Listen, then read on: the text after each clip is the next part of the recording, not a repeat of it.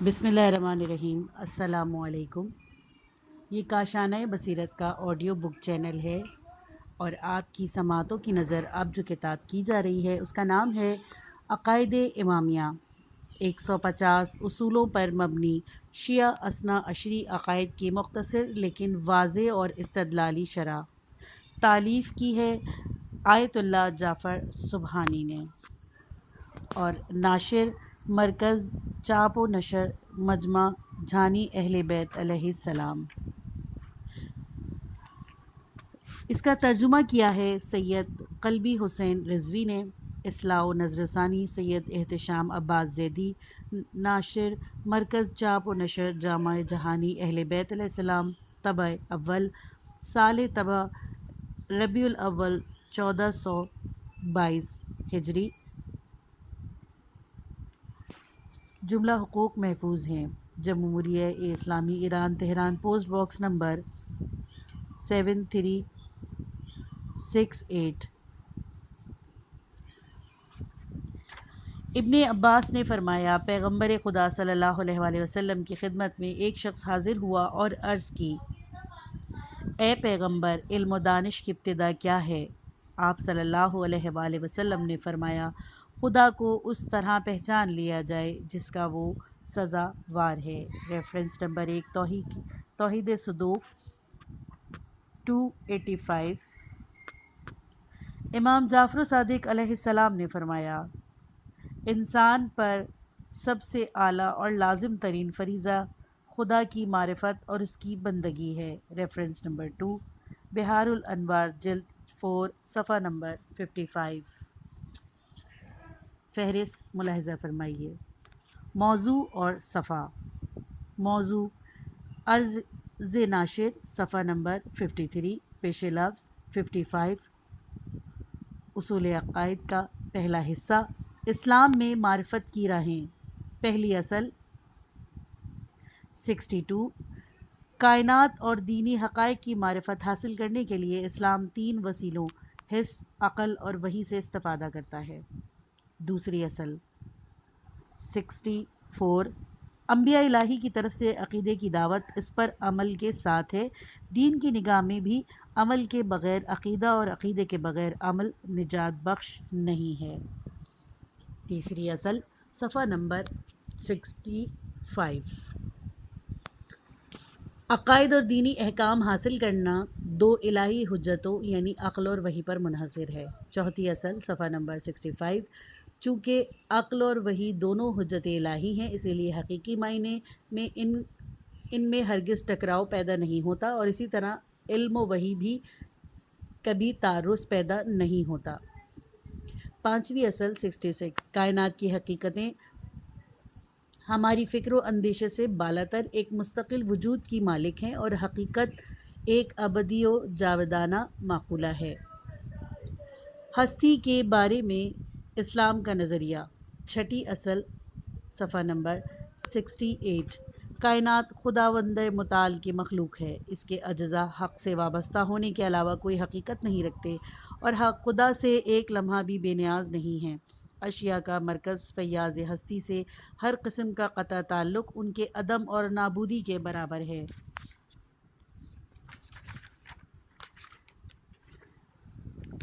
ساتویں اصل صفحہ نمبر 68، کائنات کا موجودہ نظام ابدی نہیں ہے بلکہ ایک روز نابود ہونے والا ہے۔ آٹھویں اصل صفحہ نمبر 69، کائنات کا نظام علت و معلول کی بنیاد پر مستحکم ہے اور مظاہر کا ایک دوسرے پر اثر انداز ہونا حکم اور مشیت الہی سے آتا ہے۔ نویں اصل صفحہ نمبر 70، ہستی صرف مادی طبیعت ہی نہیں ہے بلکہ کائنات کا ایک بڑا حصہ ماورائے طبیعت سے تعلق رکھتا ہے۔ 10ویں اصل صفحہ نمبر 71، کلی اور جزئی طور پر کائنات ایک ہدایت شدہ مظہر ہے اور تمام موجودات جس مقام پر بھی ہوں خدا کی عمومی ہدایت کے تحت ہے۔ 11ویں اصل صفحہ نمبر 71، نظام ہستی بہترین اور کامل ترین نظام ہے اور اسے بہترین صورت میں تخلیق کیا گیا ہے۔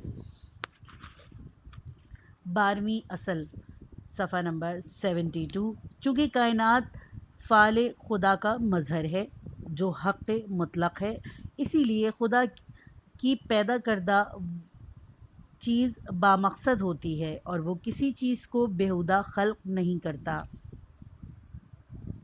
انسان اسلام کی نظر میں 13ویں اصل، صفحہ نمبر 73۔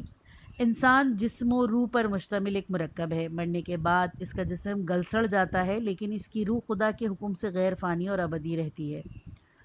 14ویں اصل، صفحہ نمبر 74۔ ہر انسان فطری طور پر پاک اور موحد پیدا ہوتا ہے اور کوئی شخص ماں کے پیٹ سے گنہگار اور بدخواہ پیدا نہیں ہوتا۔ 15ویں اصل، صفحہ نمبر 74۔ انسان صاحب اختیار اور اپنی تشخیص کے مطابق انتخاب کرنے والی مخلوق ہے اور اپنی زندگی کے دوراہے پر انتخاب و عمل کی آزادی کا مالک ہوتا ہے۔ 16ویں اصل، صفحہ نمبر 75۔ انسان ایک تربیت پذیر مخلوق اور انسان خدا کی طرف پلٹنے کے لیے اس کے اوپر بالیدگی، ترقی و بلندی کے راستے ہمیشہ کھلے رہتے ہیں۔ 17ویں اصل، صفحہ نمبر 76۔ انسان نور عقل اور اختیار کی نعمت کے تحت خداوند متعال، انبیاء کرام اور دیگر انسانوں کے سامنے جواب دہ ہے۔ 18ویں اصل، صفحہ نمبر 77۔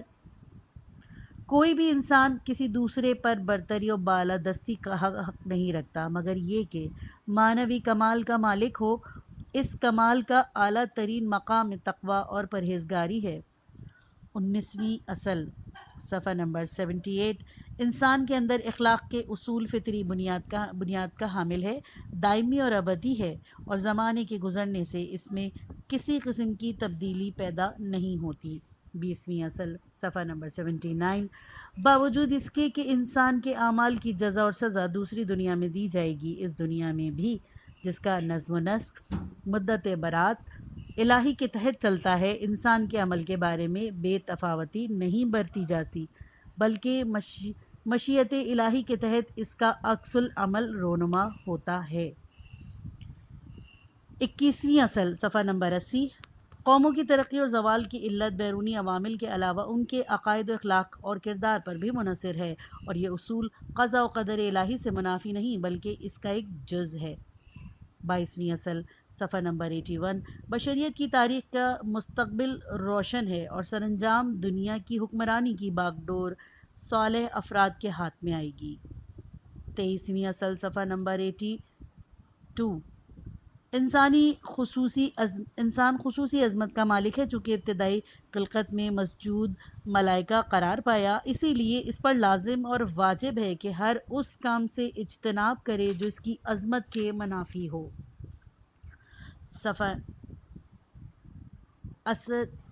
24ویں اصل، صفحہ نمبر 83۔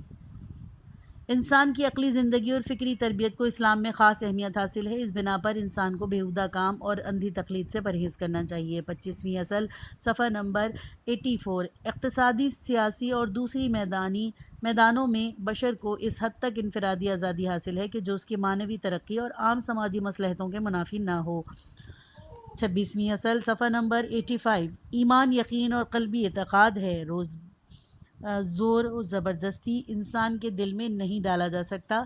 اسلامی جہاد کا مقصد انسان کو جبراً دین قبول کرانا نہیں بلکہ اس کا مقصد پیغام الہی کو لوگوں تک پہنچانے کے سلسلے میں پیش آنے والی رکاوٹوں کو ہٹانا اور سماجی ماحول کو فساد و تباہی پیدا کرنے والے اسباب کے عوامل سے پاک کرنا ہے۔ اصول عقائد، دوسرا حصہ، توحید اور اس کے مدارج۔ 27ویں اصل، صفحہ نمبر 88۔ وجود خدا پر اعتقاد تمام ادیان الہی کے مشترک اصل ہے اور اس اصل کے سلسلے میں مختلف طریقوں سے استدلال کیا جا سکتا ہے۔ 28ویں اصل، صفحہ نمبر 90۔ توحید کا پہلا مرحلہ توحید ذاتی ہے، یعنی خداوند متعال ایک اور بے ہمتا ہے اور اس کی ذات بسیط ہے، مرکب نہیں ہے اور عقلی و خارجی ترکیب اس میں نہیں ہے۔ 29ویں اصل، صفحہ نمبر 92۔ مفہوم کے لحاظ سے خدا کی صفات کمالیہ متعدد اور مختلف ہیں لیکن حقیقت خارجی کے لحاظ سے یہ سب صفات کمال خدا کی ذات میں متحد یعنی توحید صفات ہیں، اور صفات کا خارج میں متحد ہونا اس کے وجود سے صفات کمالیہ کی نفی کے معنی میں نہیں ہے۔ 30ویں اصل صفحہ نمبر 94، کائنات میں خدا کے سوا پیدا کرنے والا کوئی نہیں ہے۔ خالقیت میں توحید، انسان پوری آزادی کے ساتھ اپنے وجود کے قبض سے استفادہ کرتا ہے، لہذا اس کے اعمال کی مسئولیت خود اس کے ذمے ہے۔ 31ویں اصل صفحہ نمبر 96، خدا کے سوا کائنات کا کوئی رب و مدبر نہیں، تدبیر اور ہدایت میں توحید، اور دیگر مدبر جیسے فرشتے صرف اس کی اجازت و حکیمانہ مشیت کے تحت فریضہ انجام دیتے ہیں۔ 32ویں اصل صفحہ نمبر 102، اگر کائنات کی تخلیق میں خدا واحد ہی وجود ہستی کا مدبر ہے تو دین اور شرع سے مربوط امور بھی وہی حاکم مطلق اور قابل اطاعت ہے، اور بعض دینی امور میں دوسرے افراد کا اقدام اس کے حکم اور اذن کے تحت ہے۔ 33ویں اصل صفحہ نمبر 104، عبادت میں توحید تمام آسمانی شریعتوں کے درمیان مشترک اصل ہے، اور بعثت انبیاء کا مقصد اس اصل پر تاکید اور یاد دہانی ہے۔ اصول عقائد، تیسرا حصہ، خدا کی صفات۔ 34ویں اصل صفحہ نمبر 110، خداوند متعال صاحب صفات جمال و جلال ہے۔ صفات ثبوتی و سلبی، صفات جمالی یا ثبوتی اس کے وجودی کمال کو بیان کرتے ہیں، اور دوسری صفات جلالی یا سلبی اس کے نقائص سے منزہ ہونے کو بیان کرتے ہیں۔ 35ویں اصل صفحہ نمبر 111، صفات خدا کی شناخت کے لیے ہم دو وسیلوں یعنی عقل و وحی سے مدد لیتے ہیں، اور یہ دونوں چیزیں خداوند متعال کی ستائش بالا ترین اوصاف کے ساتھ کرتی ہیں۔ 32ویں اصل صفحہ نمبر 113، صفات خدا دو قسم میں تقسیم ہوتے ہیں، صفات ذات اور صفات فعل، اور خدا کے افعال اس کی ذات اور اس کی ذاتی کمال سے ہی صادر ہوتے ہیں۔ 37ویں اصل صفحہ نمبر 114، علم و آگاہی، قدرت و توانائی، حیات و زندگی اور ارادہ اختیار خداوند متعال کی صفات ذات میں محسوب ہوئے، اور ارادہ الہی کی حقیقت وہی افعال کی انجام دہی میں اس کی آزادی و اختیار ہے۔ 38ویں اصل صفحہ نمبر 118، صفات خدا میں سے ایک صفت اس کا بشر کے ساتھ کلام کرنا ہے۔ اس سلسلے میں سورہ شعراء کی آیت نمبر 51 آیات میں 3 طریقے بیان ہوئے ہیں۔ ان 3 طریقوں کے علاوہ ایک لحاظ سے تمام کائنات کلام خدا ہے، اور اس اعتبار سے حضرت مسیح کو کلمۃ اللہ کہا جاتا ہے۔ 39ویں اصل صفحہ نمبر 121، کلام خدا جو اس کی صفات فعال میں سے ہے حادث ہے نہ قدیم بالذات خدا ہے، اور خدا کے علاوہ ہر قسم کی قدیم ازلی کا تصور توحید ذاتی کے منافی ہے۔ 40ویں اصل صفحہ نمبر 122، خدا کی صفات فعال میں سے اس کی صداقت، اور چونکہ جھوٹ ایک امر قبیح ہے اس لیے ذات ربوبی میں اس کے لیے کوئی گنجائش نہیں ہے۔ 41ویں اصل صفحہ نمبر 123، خداوند متعال کی ایک اور صفت فعلی حکمت ہے، اور حکیم اس کا ایک نام ہے، چونکہ افعال الہی انتہائی استوار و محکم اور کمال کے مالک ہیں، اور ہر قسم کی بے قاعدگی سے منزہ ہیں، اسی لیے اسے حکیم کہا جاتا ہے۔ 42ویں اصل صفحہ نمبر 124، خداوند متعال کو دنیا یا آخرت میں ظاہری آنکھوں سے ہرگز دیکھا نہیں جا سکتا، کیونکہ کسی چیز کے دکھائی دینے کے لیے جسم کا ہونا لازم ہے، لیکن خدا کی ربوبیت ایمان کی روشنی میں صرف دل کی آنکھوں سے ممکن ہے۔ 34ویں اصل صفحہ نمبر 129، صفات خبری جیسے ید اللہ، وجہ اللہ، عین اللہ، استوی علی العرش کی تفسیری آیات میں موجود قرائن کو نظر رکھتے ہوئے بیان کرنا چاہیے۔ ایسی تفسیر ظاہری ہوتی ہے، نہ باطنی۔ یہ ظہور تصدیقی ہے، نہ تعویلی۔ اصول عقائد، چوتھا حصہ، عدل الہی، 44ویں اصل، صفحہ نمبر 132۔ عدل جمال الہی کی صفات میں سے ایک صفت ہے جس کی تصدیق وحی و عقل سے ہوتی ہے۔ خدا تعالیٰ کی ذات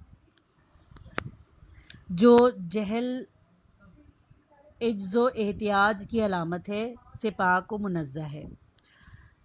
45ویں اصل، صفحہ نمبر 139۔ افعال کے حسن و قبح کو عقل درک کرتی ہے، اور اگر یہ دروازہ عقل کے لیے بند کر دیا جائے تو چیزوں کا حسن و قبح شرعاً بھی ثابت نہیں ہوگا۔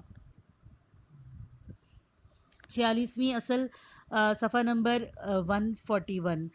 عدل الہی تکوین یعنی خلقت اور تشریع قانون گزاری دونوں میں نمایاں ہے۔ نیکیوں کی دعوت، برائیوں سے روکنا، طاقت کی بقدر فرائض کا یقین اور جزا میں عدل و انصاف، تشریع میں عدل الہی کے جلوے ہیں۔ 47ویں اصل، صفحہ نمبر 143۔ انسان اور کائنات کی خلقت بے مقصد انجام نہیں پائی۔ خداوند متعال کا فعل ہر قسم کے بے مقصد اور لغو کام سے پاک و منزہ ہے، نیز خدا کے افعال کا مقصد اس کی اپنی احتیاج اور ضرورت کی بنا پر نہیں ہے۔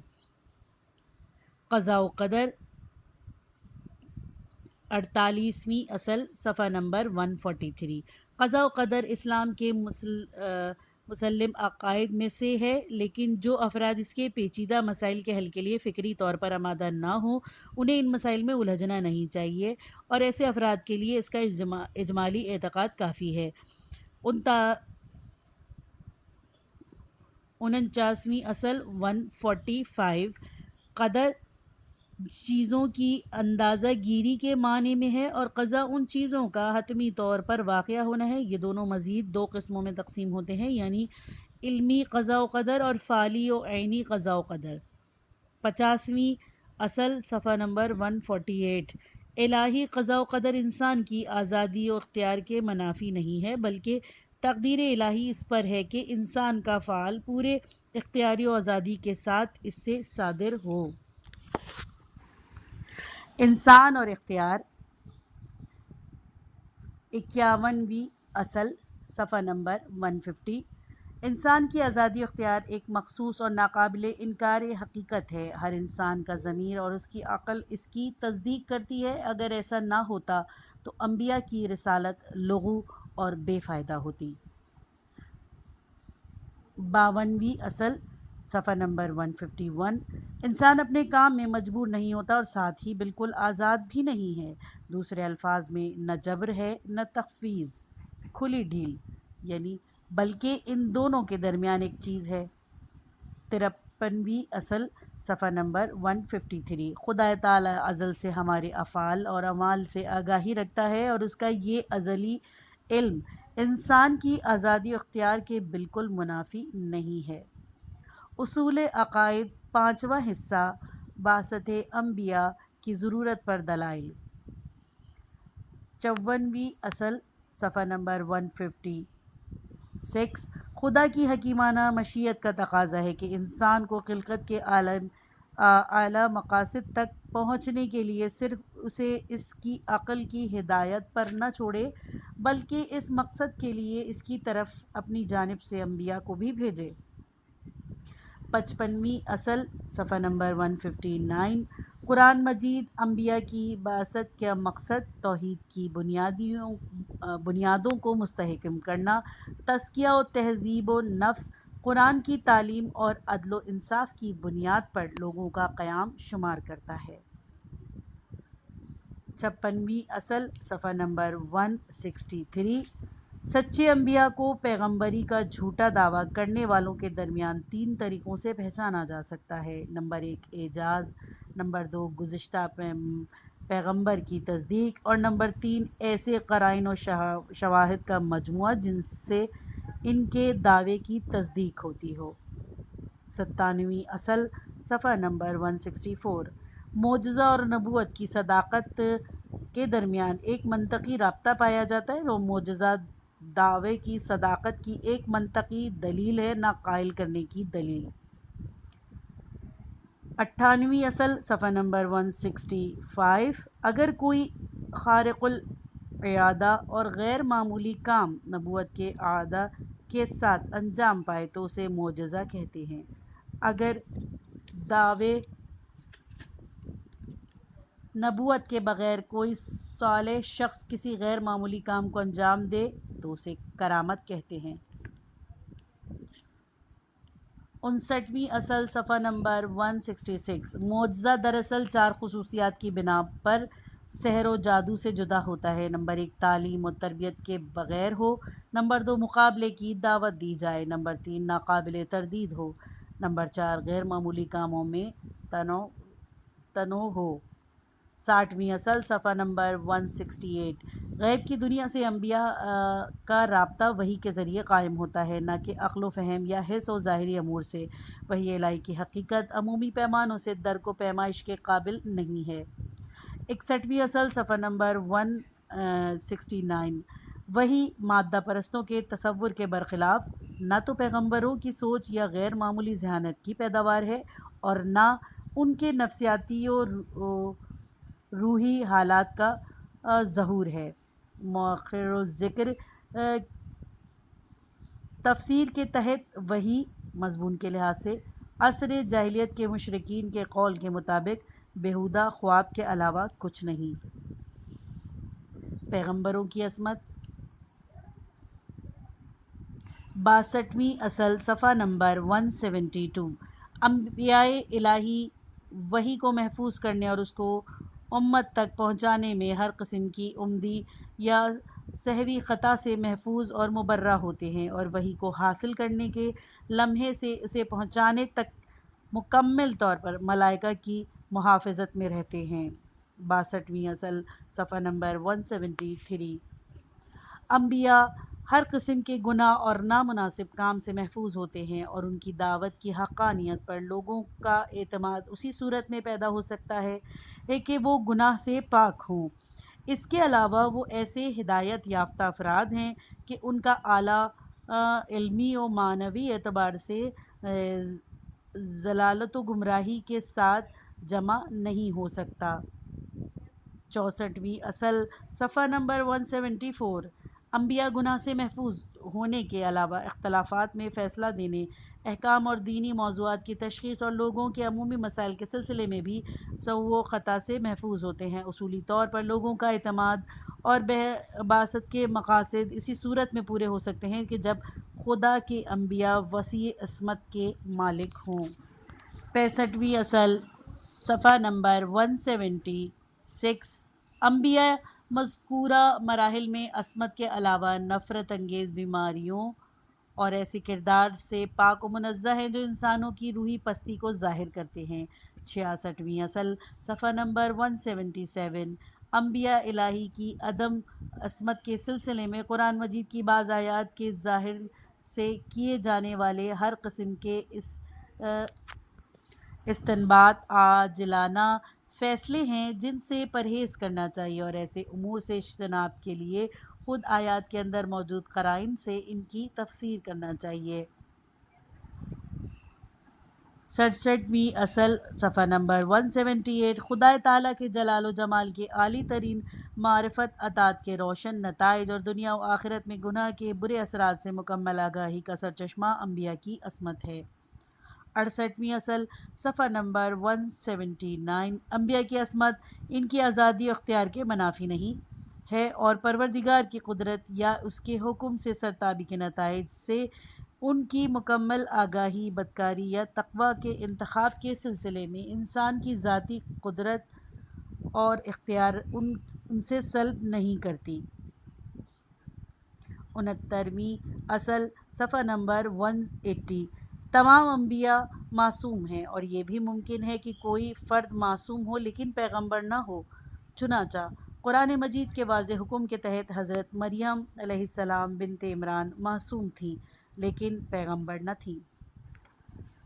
اصول عقائد، چھٹا حصہ نبوت خاصہ، 17ویں اصل، صفحہ نمبر 184، حضرت محمد ابن عبداللہ صلی اللہ علیہ وآلہ وسلم سلسلہ انبیاء کے آخری نبی ہیں۔ آپ صلی اللہ علیہ وآلہ وسلم نے اپنی نبوت قرآن مجید جیسے لافانی معجزے سے شروع فرمائی، حتیٰ مخالفین کو چیلنج کیا کہ قرآن مجید کے سوروں کے مانند ایک ہی سورہ لائیں، لیکن کوئی ایسا کام نہ کر سکا۔ 71ویں اصل، صفحہ نمبر 182، نزول قرآن کے زمانے میں ہی اس الہی کتاب کی کلمات کی زیبائی، ترکیب کی تازگی اور معنی کی گہرائی نے ادب و بلاغت کے تمام استادوں کو اس کی فضیلت کا اعتراف کر کے گھٹنے ٹیکنے پر مجبور کر دیا، اور بعد میں بھی اس کتاب کے بارے میں دانشوروں کے عجز و انکساری میں روز افزاں اضافہ ہوتا رہا ہے۔ 72ویں اصل، صفحہ نمبر 187، قرآن مجید ایک ادبی اعجاز کے علاوہ گوناگون پہلوؤں سے معجزہ ہے۔ قرآن کو لانے والا ایک ایسا شخص جس نے کسی سے کچھ نہیں پڑھا، باوجود اس کے کہ قرآن مجید زمان و مکان کے لحاظ سے مختلف حالات، سفر و حضر، جنگ و صلح اور سختی و آسائش کے دوران نازل ہوا، پھر بھی اس کے مضمون میں ذرہ برابر تضاد اور ٹکراؤ نہیں پایا جاتا۔ اس فطری پائیدار اور پاک کتاب نے انسان کو قانون سازی کا محور بنایا اور انسانی فطرت کے پائیدار و دامی ہونے کے پیش نظر اپنے قوانین کو لافانی بنا دیا۔ 73ویں اصل، صفحہ نمبر 190، قرآن مجید نے آیات الہی کی تشریح کے ساتھ ساتھ تخلیقی کائنات کے سلسلے میں کچھ سائنسی اسرار سے بھی پردہ اٹھایا ہے، جن سے متعلق اس زمانے میں معلومات حاصل کرنے کے لیے وحی الہی کے سوا کوئی اور راستہ ممکن نہ تھا۔ اس کے علاوہ اس مقدس کتاب نے مستقبل میں پیش آنے والے کچھ واقعات و حوادث کی قطعی پیشن گوئی کی ہے کہ ان پیشن گوئیوں کی حقیقت کھلنے سے اس کتاب کو لانے والے کے عالم غیب سے رابطے کی تصدیق ہوتی ہے۔ 74ویں اصل، صفحہ نمبر 192، پیغمبر اسلام صلی اللہ علیہ وآلہ وسلم کی دعوت کی صداقت پر گون اور اطمینان بخش قرائن و شواہد گواہی دیتے ہیں۔ مکہ کے لوگوں کے درمیان آپ صلی اللہ علیہ وآلہ وسلم کی زندگی کا شفاف ماضی، معاشرے کی آلائشوں سے آپ صلی اللہ علیہ وسلم کا پاک و محفوظ رہنا، آپ صلی اللہ علیہ وآلہ وسلم کی دعوت کے مقصد کی پائیداری، اپنے مشن کو آگے بڑھانے میں آپ صلی اللہ علیہ وآلہ وسلم کا طریقہ کار، آپ صلی اللہ علیہ وآلہ وسلم کے پیروں کی نورانی شخصیت اور بالآخر تاریخ بشریت کی ایک کم نظیر یا بے مثال معاشرے کی تشکیل میں آپ صلی اللہ علیہ وآلہ وسلم کے دین کے اثرات، آپ صلی اللہ علیہ وآلہ وسلم کے مشن اور دعوت کی صداقت کے گواہ ہیں۔ 75ویں اصل، صفحہ نمبر 195، پیغمبروں کو پہچاننے کا ایک طریقہ گزشتہ پیغمبروں کی پیشن گوئی ہے۔ پیغمبر اسلام صلی اللہ علیہ وآلہ وسلم کے ظہور کی بشارت اور نوید گزشتہ آسمانی کتابوں جیسے کہ توراۃ، انجیل، خصوصاً انجیل میں یوحنا فصل نمبر 14 اور 16 میں دی گئی ہے۔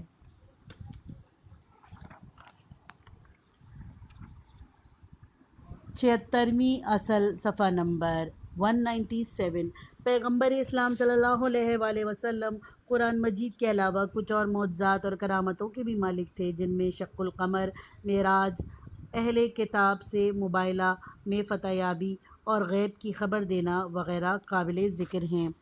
پیغمبر اسلام صلی اللہ علیہ وآلہ وسلم کی نبوت کے خصوصیات، 77ویں اصل، صفحہ نمبر 200، دین اسلام ایک عالمی دین ہے۔ یہ دین کسی خاص علاقہ یا قوم و نسل سے مربوط نہیں ہے۔ اگر اس دین کی آسمانی کتاب عربی زبان میں ہے تو صرف اس لیے کہ سنت الہی یہ ہے کہ پیغمبر اپنی قوم کی زبان میں لوگوں سے بات کرتے تھے تاکہ لوگوں کے لیے قابل فہم ہو۔ فہرست کا یہ حصہ اختتام کو پہنچا۔ فہرست کا اگلا حصہ نیکسٹ پارٹ میں سنیے۔